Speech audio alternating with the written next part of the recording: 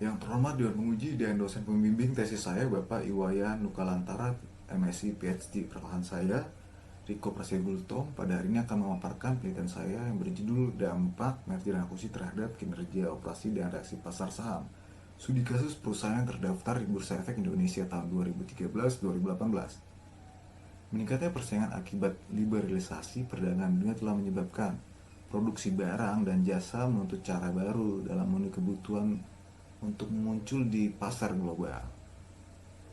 Bagaimana menentukan strategi yang tepat dan menciptakan nilai yang berbeda? Merger akuisisi merupakan pendekatan yang paling efektif yang dapat digunakan perusahaan untuk bersaing dalam perubahan yang begitu cepat pada lingkungan bisnis tertentu. Tetapi terdapat paradoks di media populer telah mengkritik MA. Pada MA di lapangan ternyata MA tidak benar-benar membawa peningkatan kinerja keuangan terhadap perusahaan.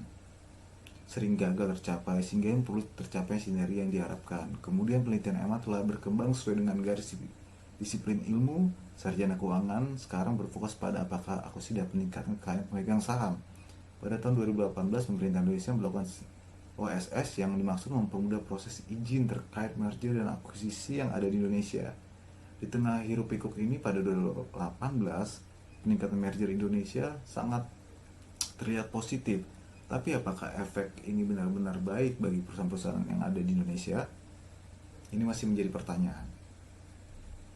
Kemudian dapat dibentuk rumusan masalah, yaitu paradoks tentang popularitas MA ini sebenarnya. Apakah benar-benar membawa peningkatan kinerja keuangan perusahaan lebih baik?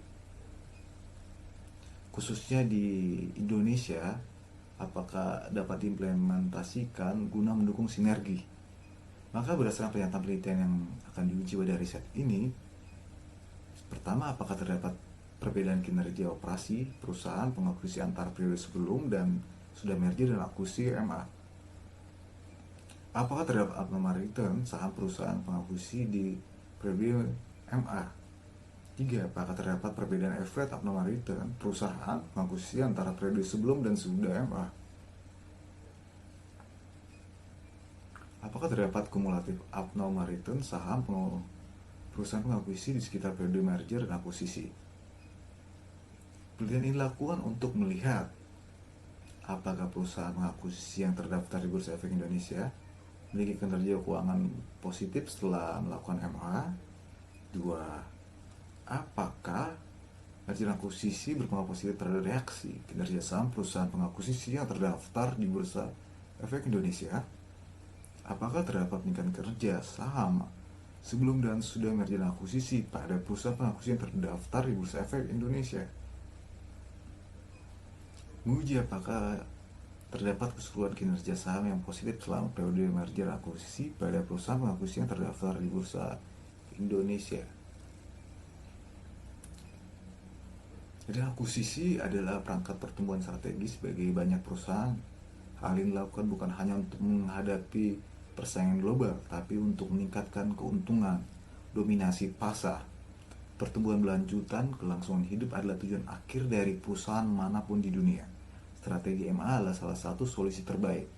Menurut Helblum 2009, MA memiliki 4 kategori sudut pandang, yaitu value creation, kepentingan manajerial, environment factor, firm karakteristik.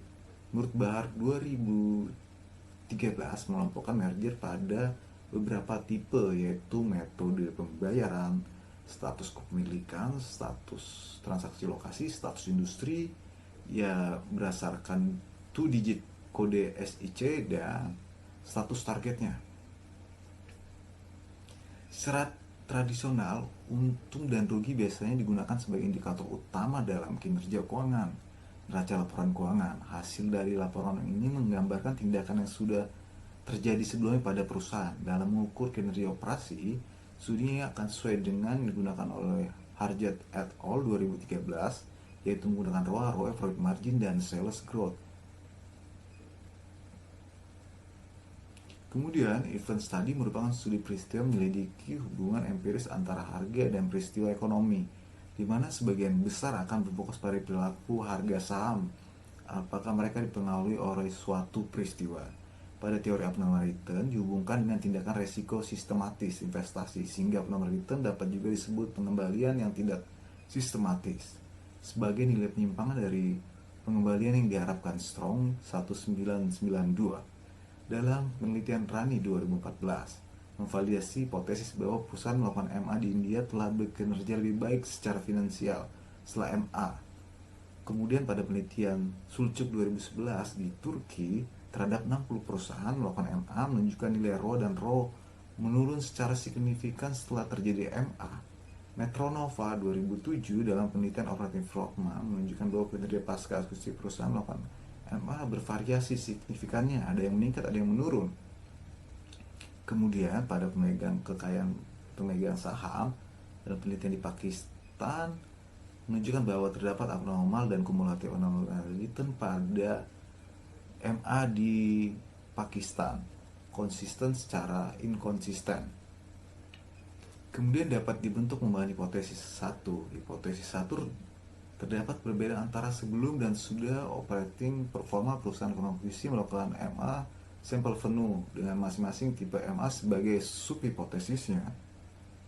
Hipotesis 2, terdapat abnormal return saham perusahaan mengakuisisi pada window period di sekitar tanggal pengumuman resmi merger dan akuisisi MA.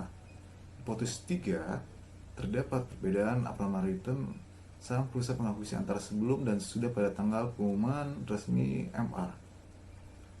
Hipotesis 4, terdapat kumulatif abnormal return saham perusahaan pengakuisisi pada window period di sekitar tanggal pengumuman resmi merger akuisisi.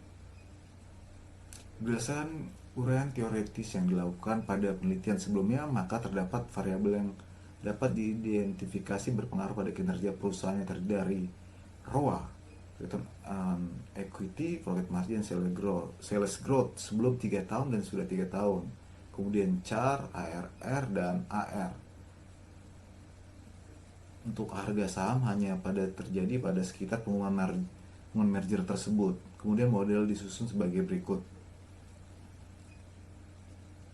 Dalam penelitian ini, penulis mengambil data yang merupakan data bersifat sekunder yang diperoleh dari Bursa Efek yang akan berfokus menggunakan laporan keuangan perusahaan non-keuangan terdaftar di Bursa Efek Indonesia pada periode 2013-2018. Dalam pengambilan sampel, data penelitian menggunakan post sampling harus dilakukan memenuhi kriteria sampel sebagai berikut. Perusahaan terdaftar Bursa Efek Indonesia 2013-2018, perusahaan yang melakukan merger akuisisi yang dipublikasi di BI dan KPPU, perusahaan memiliki kriteria ketersediaan data yang lengkap, perusahaan memiliki laporan keuangan yang sesuai dengan periode pengamatan periode yang dipilih, transaksi ML memiliki laporan keuangan dapat mendukung penelitian, dan perusahaan yang pasti perusahaan non keuangan.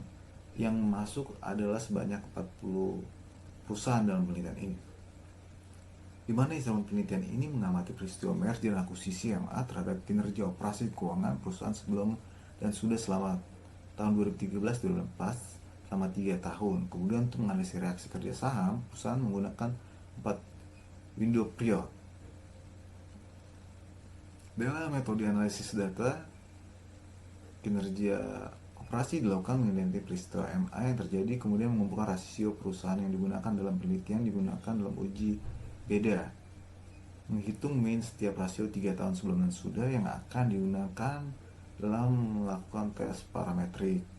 Tes normalitas kemudian dilakukan, kemudian uji hipotesis dengan tingkat signifikansinya itu adalah 5% yang dipilih oleh peneliti sesuai dengan jurnalnya sama dengan periode 3 tahun sebelum dan 3 tahun sudah. Dalam metode analisis data kinerja saham dilakukan mengidentifikasi the period MA yang akan digunakan, menentukan nilai actual return, kemudian menentukan daily market return yang akan digunakan sebagai variabel untuk menghitung market justice model menggunakan harga nilai pasar atau indeks IHSG. Kemudian melakukan perhitungan average abnormal return, kemudian melakukan perhitungan kumulatif abnormal return pada sampel yang telah ditentukan selama window period yang telah ditentukan.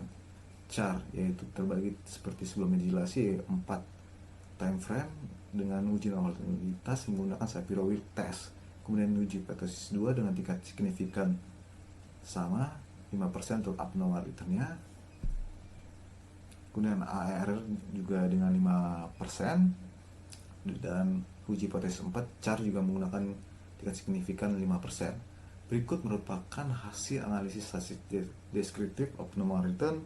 Kinerja operasi dapat dilihat bahwa rata-rata return on aset sudah EMA lebih rendah dibandingkan MA. Dapat lihat bahwa return on equity sudah EMA lebih rendah dibandingkan sebelum MA. Dapat lihat bahwa rata-rata profit margin sudah EMA lebih rendah dibandingkan sebelum MA. Dapat lihat bahwa rata-rata sales growth sudah MA lebih rendah dibandingkan sebelum MA. Berikut merupakan hasil analisis statistik deskriptif abnormal return tertinggi pada periode 0 pada tanggal pengumuman MA itu tersendiri dengan sebanyak 40 sampel menunjukkan bahwa rata-rata tinggi pada hari pengumuman resminya dan terendah pada hari kedua sebelum pengumuman resmi MA. Berikut merupakan hasil uji normalitas data kinerja keuangan, di mana data berdistribusi normal menggunakan Paired Sample T-Test, yang tidak berdistribusi normal menggunakan Paired Wilcoxon Rank Test.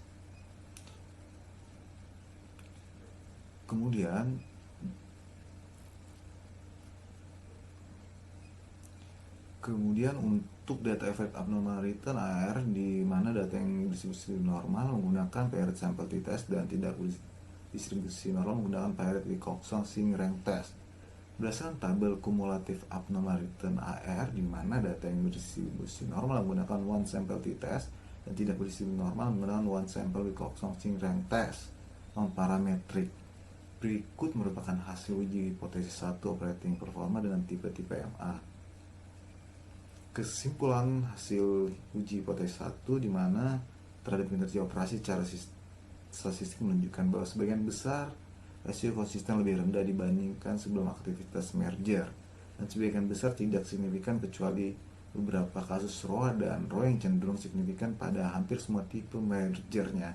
Selaras dengan jurnal dilampirkan, besaran pasca lebih rendah dibandingkan sesudah dengan perbedaan yang tidak signifikan. Pengecualian di mana penurunan terjadi signifikan pada tipe manajer pengakuisisi tunai. Berikut merupakan hasil uji hipotesis 2 abnormal return. Analisis menunjukkan bahwa abnormal return positif signifikan terjadi mulai pada hari pengumuman akuisisi MA dengan nilai R tertinggi. Ini membuktikan bahwa pasar saham bereaksi efisien positif dengan cara secara serentak membentuk pergerakan harga. Berikut merupakan hasil uji hipotesis 3 efek abnormal return. Analisis menunjukkan bahwa efek abnormal return yang signifikan ini paling besar pada periode jendela terpendeknya dengan perbedaan min 0,0218, di mana dari hasil menunjukkan semakin pendek rentang periode semakin besar perbedaan antara abnormal returnnya. Berikut merupakan hasil uji hipotesis 4 kumulatif abnormal return dengan tipe-tipe MA sebagai berikut. Uji hipotesis kumulatif abnormal return terhadap semua jenis transaksi menunjukkan bahwa secara garis besar terdapat kumulatif abnormal return yang signifikan positif pada hari T1 min sebelum dan sesudah.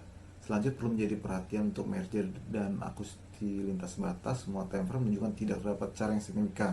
Ini bisa timbul menurut penulis karena keterbukaan informasi terhadap peristiwa MA lintas negara tidak sebaik domestik.